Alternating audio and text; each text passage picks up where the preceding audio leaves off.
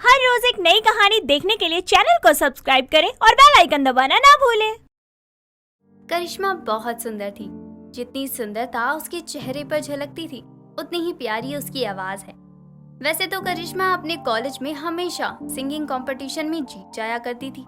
एक बार करिश्मा की जीत की खुशी में उसकी माँ ममता उसके लिए बिरयानी बनाती है, जो करिश्मा को बेहद ही पसंद आती है और वो बिरयानी सबसे ज्यादा पसंद करती थी। ऐसे ही एक दिन वो अपने कॉलेज से घर आती है और अपनी माँ से कहती है, माँ जल्दी से खाना लगा दो, मुझे बहुत तेज भूख लगी है। हाँ रुक जा, अभी लेकर आती हूँ। ममता करिश्मा के लिए एक थाली में खाना लेकर आती है और खाना रखने अपने कमरे की तरफ जाने ही लगती है। करिश्मा खाना को देखते ही कहती है, क्या माँ, आपने फिर से ये फीका सा खाना बना दिया? आपको मैंने सुबह बिरयानी बनाने को बोला था ना। बेटा आज ये खा ले, कल तेरे लिए बिरयानी बना दूंगी। नहीं माँ, मुझे आज ही बिरयानी खाना है। आप मुझे अभी बना कर दो, तभी मैं खाना खाऊंगी, वरना भूखी रहूंगी। तो रह फिर भूखी, मैं तेरी माँ हूँ, कोई नौकरानी नहीं जो तेरे कहने पर बिरयानी बना दूं। अगर खाना है तो खा, वरना मत खा। ममता इतना बोलकर वहाँ से चली जाती है। YouTube पर देखकर बिरयानी बनाना सीख लेती है। वक्त गुजरता रहता है और गुजरते दिन के साथ करिश्मा को अपने ही हाथ की बिरयानी पसंद आने लगती है। अब वो हर रोज बिरयानी बनाती और खाती। ऐसे ही एक दिन करिश्मा अपने कॉलेज जाती है और बैठकर बिरयानी खा रही थी कि तभी उसकी एक कॉलेज की दोस्त आती है और उसे कहती है, कॉन्ग्रेचुलेशन करिश्मा, तू सिंगिंग कंपटीशन के लिए सिलेक्ट हो रही है और तुझे कॉलेज की तरफ से दिल्ली भेज रहे हैं। सच में? ले, इसी खुशी में तू बिरयानी खा। आज मैं बहुत खुश हूँ क्योंकि आखिरकार मैं दिल्ली जा रही हूँ। हाँ, और तेरे साथ मैं भी दिल्ली चल रही हूँ। हम दोनों बहुत मजे करेंगे।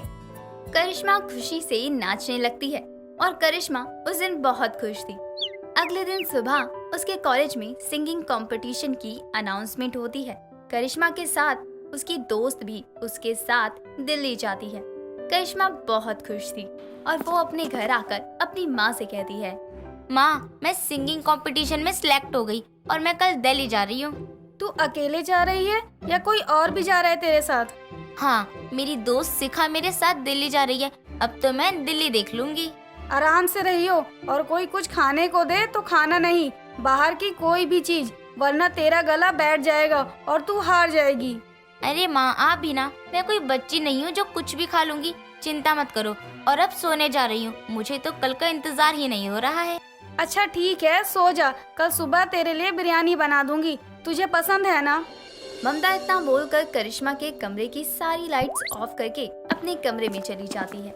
अगले दिन सुबह करिश्मा जल्दी से तैयार होती है, बिरयानी खाती है और अपना सारा सामान लेकर कॉलेज चली जाती है। कुछ देर बाद करिश्मा की बस आती है और करिश्मा और शिखा दोनों ही बस में बैठकर दिल्ली की तरफ निकल पड़ते हैं। दोनों बस में मस्ती करते हैं और शाम तक दिल्ली पहुंच जाते हैं। फिर वो लोग एक होटल में रुकते हैं। शाम होती है, दोनों दिल्ली घूमने चले जाते हैं और वापस आकर सिंगिंग की प्रैक्टिस करते हैं।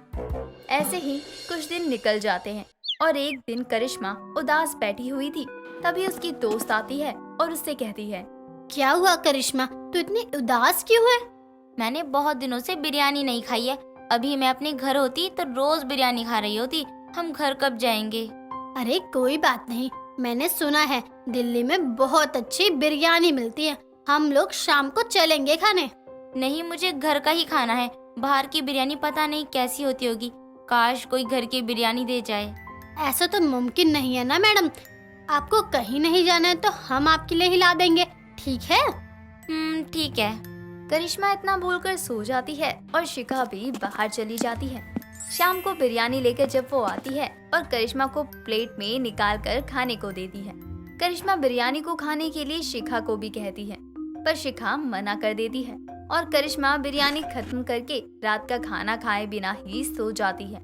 और अगले दिन करिश्मा सोकर उठती है और उबासी लेने के लिए जैसे ही मुंह खोलती है तो उसके गले से कौवे की आवाज आती है। तो वो जल्दी से उठती है और पानी पीती है, फिर भी उसके गले से कौवे की आवाज आती ही है। करिश्मा इससे परेशान होकर एक कोने में जाकर रोने लगती है। तभी उसकी सहेली वहाँ आती है। क्या हुआ करिश्मा, तू रो क्यों रही है? सब ठीक तो है ना? करिश्मा रोती है तो उसके गले से कौवे की ही आवाज आने लगती है। तभी उससे शिखा दोबारा कहती है, तुम्हारी कोयल जैसी आवाज है और तुम रोते रोते कौवे की आवाज क्यों निकाल रही हो? मैं कोई की आवाज नहीं निकाल रही हूँ, मेरे गले से ऐसी आवाज निकल रही है। कल कंपटीशन है और मेरा गला खराब हो गया, अब मैं क्या करूँगी? अरे चिंता मत कर, अभी कल तक का वक्त है, ठीक हो जाएगा सब कुछ। शिखा उसको समझा देती है और फिर पूरे दिन उसका ध्यान भटका कर रखती है ताकि करिश्मा परेशान ना हो। और ऐसे ही पूरा दिन निकल जाता है। अगले दिन सुबह करिश्मा का गला ठीक हो जाता है और वो अपने कंपटीशन के लिए तैयार हो जाती है। अपनी बारी आने का इंतजार करती है। कुछ देर बाद उसके गाने की बारी आती है और वो स्टेज पर जाती है। जैसे ही वो गाने जाती है कि फिर से उसके गले से कौवे की आवाज आने लगती है और सब हंसने लगते हैं। तभी भीड़ से एक लड़का आता है। लगता है कौवा बिरयानी खा कर आई हो। ये सुनकर सभी हंसने लगते हैं कि तभी जज करिश्मा को कहते हैं, ये क्या मजाक है मैडम, हमें एक गायक की जरूरत है, कोई की आवाज वाली नहीं चाहिए हमें। आपको इस प्रतियोगिता से बाहर निकाला जाता है, आप जा सकती हैं। जज की बातें सुनकर करिश्मा का दिल टूट जाता है और वो हार जाती है। ये सब देखकर शिखा खुश होती है और उसके पास जाकर कहती है, तो कैसा लग रहा है करिश्मा कंपटीशन से निकलता देखकर? मुझे तो बहुत खुशी हो रही है। तुम्हारे इस कौवे की आवाज मेरी वजह से हुई है। मैंने ही तुम्हारे लिए कौवा बिरयानी ली और तुमको खिला दी। तुमको तो मैं, तुमने ऐसा क्यों किया? शिखा, तुम तो मेरी दोस्त थी ना, और दोस्ती में गद्दारी। चल, मैं और तुम्हारी दोस्त कभी दोस्त को कौवा बिरयानी खिलाता है क्या? चलो हटो, बेसुरी लड़की। शिखा इतना बोलकर जोर जोर से हंसने लगती है और वहाँ से चली जाती। कुछ देर बाद कंपटीशन खत्म होता है और करिश्मा, शिखा दोनों ही अपने कपड़े पैक करके अपने अपने घर आ जाते हैं और घर आकर रोने लगती है। अपनी माँ को वो सब कुछ बताती है। ममता करिश्मा को हौसला देती है। ऐसे ही दिन निकलते हैं और करिश्मा सब कुछ भूल जाती है। उसकी आवाज वापस पहले जैसी भी हो जाती है। फिर कुछ ही दिन बाद करिश्मा के लिए राहुल नाम के लड़के का रिश्ता आता है और 1 महीने के अंदर ही करिश्मा की शादी हो जाती है। करिश्मा की सास सरला बहुत ही अच्छी थी। वो हमेशा करिश्मा को अपनी बेटी समझती थी। शादी के बाद करिश्मा अपने ससुराल में सब अच्छे से संभाल लेती है। वक्त गुजरता रहता है और एक दिन सरला बिरयानी लेकर आती है और करिश्मा को थाली लेकर बुलाती है। आजा बहू, बिरयानी खा ले। देख, मैं तेरे लिए बिरयानी लेकर आई हूँ। बिरयानी? नहीं माँ जी, बिल्कुल भी नहीं। इस बिरयानी को मुझसे दूर करो। अरे क्या हो गया? तू तो ऐसे डर रही है जैसे तू बिरयानी नहीं, बिरयानी तुझे खा लेगी। चल आ बैठ, दोनों सास बहू बिरयानी खाएंगे। नहीं माँ जी, अगर मैंने बिरयानी खाई तो मेरा गला खराब हो जाएगा और मेरे गले से कोई की आवाज आने लगेगी। नहीं, मैं नहीं खाऊंगी। तू ऐसा क्यों बोल रही है? तबीयत तो ठीक है ना तेरी? कहीं बुखार तो नहीं आया है तुझे? करिश्मा सरला को अपनी सारी कहानी सुनाती है और रोने लगती है। करिश्मा को रोता हुआ देखकर सरला उससे कहती है, देख बहू, जो भी हुआ तो बहुत गलत हुआ, पर अब तू अगर वही सोच कर बैठी रहेगी तो तू कभी अपनी पसंद की चीज ही नहीं खा पाएगी। मैं तेरी सास हूँ, तेरी दोस्त नहीं जो तुझे कौवा बिरयानी खिलाऊंगी। भूल जा सब और आ, चल बिरयानी खा। सरला के इतना समझाने के बाद करिश्मा उसकी बात मान जाती है। सरला के साथ बैठकर वो बिरयानी खाती है और अब वो बिरयानी को बस अपनी सास के हाथों का बना हुआ ही खाती। अमृता एक सफाई कर्मचारी थी, जिसके चलते उसके आस पड़ोस के लोग उसका बहुत मजाक बनाया करते थे, लेकिन अमृता पर उनकी बातों का कोई असर नहीं होता था। लोगों को अपनी बेटी का मजाक उड़ाते देखकर अमृता की मां मानसी को बहुत बुरा लगता था और वो कई बार अमृता को साफ सफाई का काम करने के लिए मना भी करती थी। एक रोज मानसी सब्जी वाले की आवाज सुनकर घर के बाहर सब्जियां लेने के लिए निकलती है। तभी उसकी पड़ोसन मीता उसका मजाक उड़ाते हुए कहती है, क्या बात है मानसी, आजकल तो तुम मोहल्ले में दिखाई ही नहीं देती हो। कहाँ बिजी रहती हो इतना? तुम्हारी बेटी तो सड़क की साफ सफाई करने में बिजी रहती है, तुम कहाँ रहती हो? मीता, अगर तुम सब्जियां लेने आई हो तो लो और चुपचाप अपने घर चलती बनो। यहाँ खड़ी होकर मुझे ताने मत मारो। तुम, मेरी बेटी जो काम कर रही है वो सबके सामने कर रही है, इसलिए मुझे आकर मत बताओ कि वो कहाँ और क्या काम कर रही है। बताओ, आजकल तो भलाई का जमाना ही नहीं रह गया।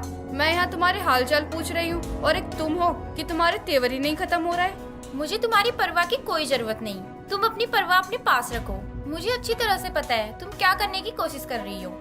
मैंने ऐसा क्या बोल दिया जो तुम्हें इतना गुस्सा आ रहा है? अब तुम्हारी बेटी करती है साफ सफाई का काम, इसलिए बोल दिया। वैसे तो मुझसे साफ सफाई का काम ही करवाओगी या उसकी शादी भी करवाओगी। वैसे इस साफ सफाई वाले से शादी कौन करेगा?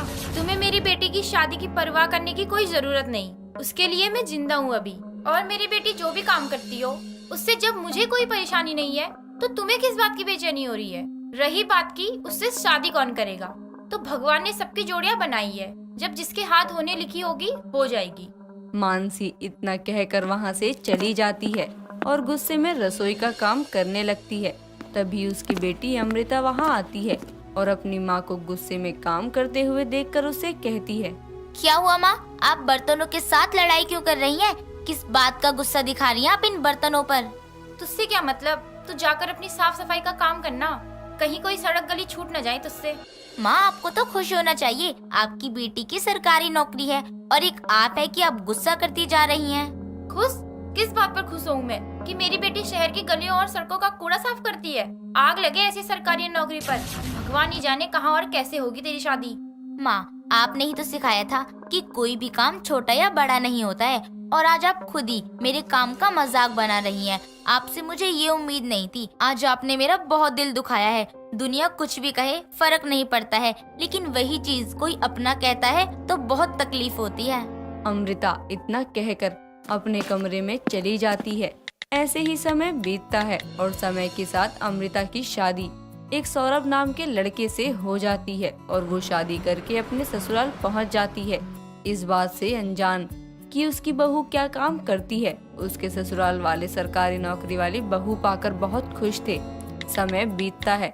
तभी एक रोज सुबह के समय अमृता अपने मोहल्ले की सड़कों पर झाड़ू लगा रही होती है। तभी उसकी सास सरला सुबह की सैर के लिए बाहर निकलती है और अपनी बहू को सड़कों पर झाड़ू लगाते हुए देखकर उसके पास जाकर कहती है, बहू, तेरा दिमाग तो ठीक है ना, या पागल हो गई है? झाड़ू ही तो लगाना है, अपने घर के आगे लगा, सड़कों पर क्यों लगा रही है? माँ जी देखिए ना, सारी सड़कें कितनी गंदी पड़ी हुई हैं। चारों तरफ कूड़ा ही कूड़ा है। मुझे बहुत मेहनत करनी पड़ेगी। क्या तूने पूरे मोहल्ले का ठेका ले रखा है क्या, जो तू सड़कों पर झाड़ू लेकर सफाई अभियान में निकली है? चुपचाप घर वापस चल, वरना अगर कोई देख लेगा तो क्या सोचेगा? सरला की बहू सड़कों की साफ सफाई कर रही है, जगह जगह का कूड़ा उठा रही है। माँ जी तो क्या हुआ, इसमें कोई बुराई थोड़ी ना है। साफ सफाई करना तो अच्छी बात है ना। और वैसे भी कोई भी काम छोटा या बड़ा नहीं होता है। हमें हर काम की इज्जत करनी चाहिए। और मुझे तो खुशी है कि मुझे ये काम कहीं दूर किसी मोहल्ले में नहीं मिला, वरना बड़ी परेशानी हो जाती। बहू तू ये क्या बोल रही है? तुझे अपने ऑफिस जाने के लिए देर हो रही होगी ना। तूने ही तो बोला था कि तुझे तेरा एरिया मिल गया है जहाँ काम करना है तुझे। घर चल बहू, वरना ऑफिस के लिए लेट हो जाएगी, और पहले दिन ही लेट होना अच्छा नहीं होता। माँ जी मैं अपने काम के लिए लेट नहीं हुई हूँ, बल्कि मैं तो अपने काम पर ही हूँ। मेरा यही तो काम है। मैं एक सरकारी साफ सफाई वाली कर्मचारी हूँ, और इत्तेफाक की बात तो देखिए कि मुझे साफ सफाई के लिए अपना ही एरिया मिला। हे भगवान, मैंने क्या सोचा था और क्या हो गया। मैं तो सोच रही थी कि एक सरकारी नौकरी वाली लड़की अपने घर बहू बनाकर लाई हूँ, लेकिन यहाँ तो साफ सफाई वाली मेरी बहू बन गई। मेरे बेटे की तो जिंदगी खराब हो गई। अमृता और सरला की सारी बातें उनसे कुछ दूर खड़ी उनकी पड़ोसन विमला सुन रही होती है, जिसे सुनने के बाद वो हंसते हुए उनके पास आती है और कहती है, ये क्या सुन रही हूँ मैं सरला? तुम्हारी सरकारी नौकरी वाली बहू साफ सफाई वाली बहू निकली। ये तो तुम्हारे साथ बहुत बड़ा धोखा हो गया। बताओ, तुम्हारे इकलौते लड़के की शादी एक साफ सफाई करने वाली लड़की के साथ हो गई, और वो तुम्हारे घर की बहू बन गई। विमला, तू गलत समझ रही है। मेरी बहू मजाक कर रही है, ऐसा कुछ नहीं है। माँ जी मैं सच बोल रही हूँ। अब तो इस बात को मान ही ले कि तेरी बहू एक साफ सफाई वाली बहू है, लेकिन तेरे साथ अच्छा नहीं हुआ। तेरे तो अरमानों पर पानी फिर गया। ये सही नहीं हुआ तेरे साथ। अपनी पड़ोसन विमला की बात सुनकर सरला गुस्से में अपनी बहू का हाथ पकड़कर घर के अंदर चली जाती है और हॉल में बैठे अपने बेटे सौरभ से कहती है, सौरभ बेटा, हमारे साथ बहुत बड़ा धोखा हो गया है। जिस लड़की को हम सरकारी नौकरी वाली लड़की समझकर अपने घर बहू बनाकर लाए थे, वो तो एक साफ सफाई वाली लड़की निकली जो सड़कों की गलियों की साफ सफाई करती है। माँ आप ये क्या कह रही हैं? ऐसा हो ही नहीं सकता है। अगर ऐसा है भी ना तो आप उसे किस्मत का फैसला समझकर अपना लीजिए ना, क्योंकि कोई भी काम ना छोटा या बड़ा नहीं होता माँ। और जिस नौकरी के साथ ना सरकारी जुड़ जाए तो वो काम ना छोटा नहीं होता कभी। अच्छा, तेरे कहने का क्या मतलब है? मैं इस साफ सफाई वाली को अपनी बहू मान लूं? बहू मानने या ना मानने की बात ही नहीं है माँ, क्योंकि वो आपकी बहू है। आप चाहे माने चाहे ना माने, अब काम इसका कोई भी हो। और वैसे भी अपने घर की साफ सफाई करना ना बहुत आसान होता है माँ, लेकिन अब बाहर की सड़कों पे ना साफ सफाई करना बहुत मुश्किल होता है। हम सड़कों पे ना कूड़ा फेंक कर ना उसे गंदा करना तो जानते हैं, लेकिन उसी कूड़े को ना सही जगह पर फेंक कर उसे साफ रखना नहीं। सौरभ इतना कहकर वहाँ से चला जाता है। ऐसे ही समय बीतता है और समय के साथ ये बात पूरे मोहल्ले में फैल जाती है कि सरला की बहू एक साफ सफाई वाली है, जिसके चलते आस पड़ोस के लोग सरला का बहुत मजाक उड़ाते हैं। समय बीतता है, तभी एक रोज सरला की पड़ोसन विमला अमृता को सड़कों की सफाई करते हुए देखकर आस पड़ोस के लोगों से बात करते हुए कहती है, अच्छा हुआ कि हमारी बहू सरला की सरकारी बहू की तरह नहीं निकली, वरना वो भी ऐसे ही सड़क की साफ सफाई करती हुई नजर आती। बताओ क्या इज्जत रह गई सरला की पूरे मोहल्ले में, सभी उस पर हंस रहे हैं। विमला की कही हुई सारी बातें उससे पीछे खड़ी सरला सुन रही होती है, जिसे सुनकर वो उसके पास आकर कहती है, आज के बाद अगर तूने मेरी बहू के खिलाफ कुछ भी बोला ना तो मुझसे बुरा कोई नहीं होगा। जब मुझे मेरी बहू के काम से कोई एतराज नहीं है तो तुम लोगों को क्यों परेशानी हो रही है? तुम लोग सिर्फ चारों तरफ कूड़ा और गंदगी फैलाकर अपने शहर को गंदा करना जानते हो, लेकिन मेरी बहू उस गंदगी को साफ करके अपने देश की नागरिक होने का फर्ज निभा रही है, जो कि तुम लोगों के बस की बात नहीं है। तुम लोग सिर्फ स्वच्छ भारत अभियान के बारे में सुनते हो, उस पर अमल नहीं करते हो। सरला की बात सुनकर विमला को अपनी गलती का एहसास होता है, जिसके बाद वो अमृता से अपने गलत स्वभाव के लिए उससे माफी मांगती हैं। साथ ही दोबारा फिर कभी उसे सफाई वाली बनी बहू का ताना भी नहीं मारती हैं।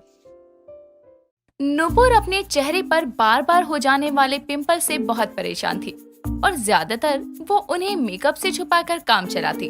एक दोपहर वो अंगड़ाई लेते हुए बाहर आती है। टेबल पर प्लेट में सब्जी डालकर रखी देखकर मुस्कुराते हुए हॉल में अपनी माँ से कहती है, माँ, आप जैसी माँ भगवान सबको दे। मेरे उठने से पहले ही खाना तैयार रखा है। कितना ख्याल रखती हैं आप माँ मेरा।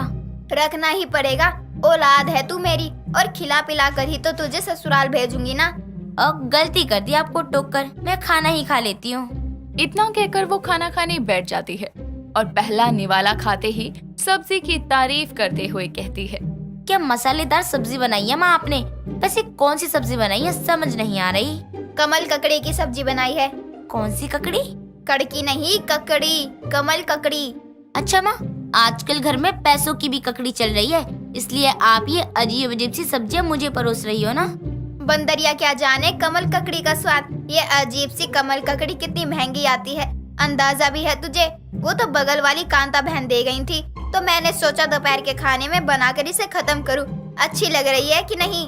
माँ, वैसे तो ये कमल ककड़ी थोड़ी सख्त है, लेकिन बनी एकदम मस्त है। मतलब स्वादिष्ट है, अति उत्तम। खा इसे जितना खाना है। ये जो तेरे चेहरे पे मुहासे आते हैं ना, उन्हें हटाने में भी कारगर साबित होगी। बहुत ही गुनी सब्जी है कमल ककड़ी। अच्छा चलो, जो काम इतने फेस वॉश नहीं कर पाए, ये वो कमल ककड़ी कर दे तो अच्छा है। नूपुर को कमल ककड़ी पसंद आती है। कुछ दिनों में उसकी माँ अचार बनाने के लिए कमल ककड़ी लेकर आती है और एक हफ्ते में उसका अचार बनाकर नूपुर को रोज खाने को दिया करती है। कुछ दिनों तक लगातार कमल ककड़ी का सेवन करने से उसके चेहरे के पिंपल्स धीरे धीरे खत्म होने लगते हैं और उसे अपना पिंपल फ्री चेहरा देखकर बहुत खुशी होती है, जिसके बाद से कमल ककड़ी की हर डिश मानो उसकी फेवरेट हो जाती है। एक रोज नूपुर सब्जियां लेने बाजार जाती है तो एक ठेले पर से सब्जियां खरीदकर सब्जी वाले को पैसे देती है। सब्जी वाला खुले पैसे लेने के लिए पास की दुकान पर चला जाता है। तभी वहाँ पर रजनी नाम की औरत आती है और ठेले के पास नूपुर को देखकर कहती है, अरे ये कमल ककड़ी तेरी हैगी क्या? अरे आंटी, मेरी कैसे हो सकती है? ये तो कमल की होगी ना। कौन कमल? तेरा घर वाला? अरे मेरी तो अभी शादी भी नहीं हुई है। मैं तो कमल के पौधे की बात कर रही हूँ। अब कमल ककड़ी तो उसकी ही होती है ना। अरे कम दिमाग, मेरो मतलब है जे कमल ककड़ी तू बेच रही है का भाव लगाए रही? इस बुढ़िया को मैं सब्जी वाली दिखाई दे रही हूँ? नहीं नहीं आंटी जी, मैं भी आप ही की तरह एक ग्राहक ही हूँ। सब्जी वाला पास की दुकान पर गया है, आता ही होगा। वैसे कमल ककड़ी आज थोड़ी सस्ती है, मैंने भी ली है, आप भी ले लेना। बहुत गुण होते हैं इसमें सेहत के लिए, लाजवाब सब्जी होती है। वो बोल ही रही थी कि तभी सब्जी वाला वहाँ पैसे लेकर आता है और नुपुर अपने पैसे लेकर चली जाती है और रजनी उसकी बातें सोचकर हंसने लगती है। साथ ही सब्जी वाले से आधा किलो कमल ककड़ी भी देने को कह देती है। समय बीतता है। एक रोज नुपुर का कमल ककड़ी की सूखी सब्जी खाने का बहुत मन करता है, लेकिन घर में कमल ककड़ी थी ही नहीं और उसकी माँ के घर पर ना होने के कारण वो बाजार नहीं जा सकती थी। तभी उसे मोहल्ले में रहने वाला कल्लू थैला लेकर गली से गुजर रहा नजर आता है। तो वो अपने घर के दरवाजे पर खड़ी आवाज लगाती है और कहती है, कल्लू भैया, अरे जरा सुनो तो। हाँ, क्या हुआ नुपुर? बाजार जा रहे हो क्या? हाँ, लेकिन तुमको कैसे पता? हम तो अभी तक किसी को पता ही नहीं। अभी इतना सा थैला लेकर राशन लाने तो नहीं जाओगे ना? अच्छा, मैं कह रही थी कि माँ घर पर नहीं है तो मैं बाजार नहीं जा सकती। आप मेरे लिए बाजार से कमल ककड़ी ले आएंगे? बिल्कुल ले आएंगे, इसमें कौन सा मुश्किल काम है, हम ले आएंगे। अभी चलते हैं। कल्लू इतना कहकर निकल जाता है और करीब आधे घंटे बाद वो नुपुर के घर एक हाथ में कमल का फूल और दूसरे हाथ में ककड़ी पकड़े उसे देते हुए कहता है, ये ले ओ नुपुर, तुम्हारा कमल और ककड़ी। नुपुर कमल का फूल और ककड़ी को देखकर अपना सर पकड़ लेती है और उसे घूरते हुए कहती है, किस महान आत्मा से कमल ककड़ी मंगवा ली मैंने। कल्लू भैया, कमल ककड़ी लाने को कहा था जिसकी सब्जी बनती है, कमल का फूल और ककड़ी नहीं। अरे हम तो ऐसी कोई सब्जी को पहचानते नहीं, जो जानते हैं सो ले आए। ये पकड़ो अपना कमल और ककड़ी, हम चले। जय राम जी की। कल्लू उसके हाथ में कमल का फूल और ककड़ी पकड़ाकर चला जाता है और नुपुर इस बात पर हंसने लगती है। समय बीतता है और नुपुर के लिए विहान नाम के लड़के का रिश्ता आता है, जिसकी माँ को देखकर नुपुर मुस्कुराती है, क्योंकि वो कोई और नहीं बल्कि रजनी थी। सारी बातचीत हो जाने के बाद कुछ ही समय में नुपुर रजनी के घर की बहू बन जाती है। एक सुबह नाश्ता बनाने में देरी हो जाने के कारण नुपुर सभी को पराठे और कमल ककड़ी का अचार ही परोस देती है। नुपुर, घर में सब्जियों का अकाल पड़ गया क्या जो अचार खिला रही हो? और ये कैसा अचार है, कुछ समझ नहीं आ रहा। ये कैसा नहीं, कमल ककड़ी का अचार है, मैं अपने मायके से लाई हूँ। अच्छा, इसका अचार भी होता है? माँ ने ना तो आज तक ना सब्जियाँ खिलाई है, बस वो भी एक दो बार। हाँ तो रोज रोज बना के भंडारों करवा दूं। अरे अच्छी चीजें थोड़ी ही खाई जाते है, ज्यादा ठूसने से हाजमा खराब हो जाता है। ला बहू, मोहे भी चखा दे अपनी कमल ककड़ी को अचार। हाँ हाँ लीजिए सासू माँ, खाइए और बताइए कैसा है। तभी वो थोड़ा अचार उसके पेट में रख देती है, जिसे चखकर रजनी उसकी खूब तारीफ करती है। नुपुर हर हफ्ते कमल ककड़ी की कोई न कोई स्वादिष्ट डिश बनाया करती। अपने घर वालों को तो खिलाती ही, साथ ही पड़ोसनों को भी दिया करती, जिसके कारण मोहल्ले के सभी रजनी की बहू की बनाई कमल ककड़ी को पसंद किया करते। एक रोज रजनी की पड़ोसन गाजर का हलवा लिए उसके घर आती है और रजनी को देते हुए कहती है, ले मुंह मीठा कर हलवा खाकर। हाय दैया, तेरी बहू तो 5 महीने की गर्भवती हती। इतनी जल्दी खुशखबरी कौन से चमत्कार से मिल गई तो को? अरे बच्चे के आने की खुशखबरी के लिए अभी बहुत समय है, उसके लिए तो लड्डू बांटूंगी। ये तो मेरी बहू का मन कर रहा था इसलिए बना दिया, तो सोचा थोड़ा तुझे भी चखा दूं। अच्छा तो ये बात है। वैसे बहू की तबीयत तो ठीक चल रही है ना? अब क्या बताऊं, इस हालत में उसके बाल बहुत झड़ रहे हैं, उससे ही परेशान रहती है और बच्चे से ज्यादा झड़ते बालों की चिंता करती है। दोनों की बातें चल रही थी, तभी नुपुर चाय नाश्ता लेकर वहाँ आती है और पड़ोसन की बातें सुनकर कहती है, आंटी जी, प्रेगनेंसी में बाल झड़ना तो आम बात है, उसके लिए तो आप अपनी बहू की डाइट में कमल ककड़ी शामिल करो। कमल ककड़ी तो मुझे मिलती ही नहीं है बाजार में। रुकिए, मैं आपको ला कर देती हूँ। नुपुर कुछ देर में रसोई से कुछ कमल ककड़ी लाकर पड़ोसन को पकड़ाते हुए कहती है, इसे सब्जी, अचार या फ्राई करके उसे खाने को दीजिए, बहुत फर्क पड़ेगा। इसे कच्चा भी खाते हैं क्या? नहीं नहीं आंटी, कमल ककड़ी कच्ची खाने पर नुकसान करती है, इसे पका कर ही खाना सही है। हाँ, और जाको बनाने में कोई दिक्कत आए तो बहू से पूछन में शर्म ना करियो। बहू की कमल ककड़ी बड़ी कमाल की बनती हैगी। हाँ, ये बात तो पूरे मोहल्ले वाले ही कहते हैं। ये बात सुनकर नुपुर मुस्कुराने लगती है। समय बीतता है और उसकी बनाई कमल ककड़ी की चर्चा सभी मोहल्ले वाले करते हैं। साथ ही पड़ोसनी उससे कमल ककड़ी की नई नई रेसिपीज जानने के लिए घर भी आया करती। नुपुर किसी को मना नहीं करती, साथ ही उनके कमल ककड़ी के अनगिनत फायदे भी उन्हें बताती और तरह तरह के डिशेस बनाना भी सिखाती। दोस्तों, अगर आपको ये कहानी पसंद आई तो इसे लाइक करें, शेयर करें और कमेंट करके बताएं कि कहानी में आपको सबसे अच्छा क्या लगा।